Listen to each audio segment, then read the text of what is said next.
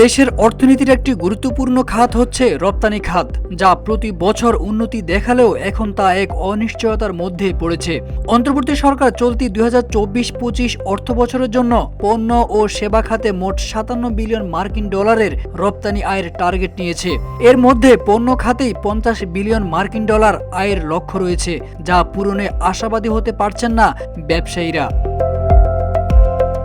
জ্বালানি সংকট, গ্যাস বিদ্যুতের দাম বৃদ্ধি, উচ্চ মূল্যস্ফীতি, বেসরকারি খাতে ঋণ সংকট এবং আইন শৃঙ্খলা পরিস্থিতির অবনতি রপ্তানিমুখী শিল্পের জন্য নতুন চ্যালেঞ্জ সৃষ্টি করেছে, যার ফলে ব্যবসায়ীরা সামনের দিনগুলোতে রপ্তানি আয়ে বড় ধরনের ভরাডুবির আশঙ্কা প্রকাশ করছেন।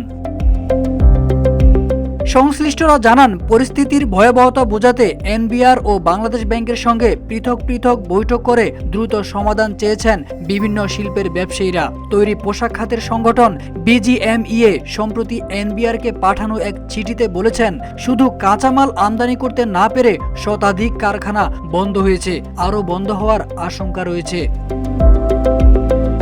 অপরদিকে Bangladesh chamber of industry BCI কেন্দ্রীয় ব্যাংকে জানিয়েছে, নানা সংকটে শিল্প কারখানার উৎপাদন 30 থেকে 40% পর্যন্ত কমেছে।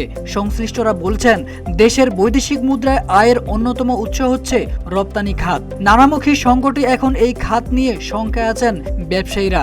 সরকারি লক্ষ্য পূরণ করতে হলে সামনের 6 মাসে শুধু পণ্য খাতে আরও 25 বিলিয়ন ডলারের বেশি রপ্তানি আয় করতে হবে।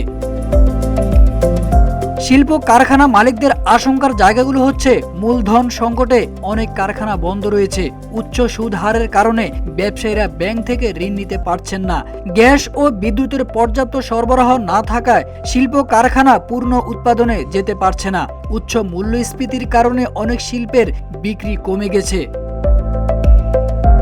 আবার পণ্যের চাহিদা কমে যাওয়ায় রড, সিমেন্টের মতো শিল্পগুলো পণ্যের দাম কমিয়েও টিকে থাকতে পারছে না।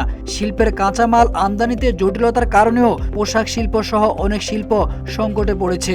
অনেক কারখানা কাঁচামাল আমদানি করতে না পেরে উৎপাদন বন্ধ রাখতেও বাধ্য হচ্ছে।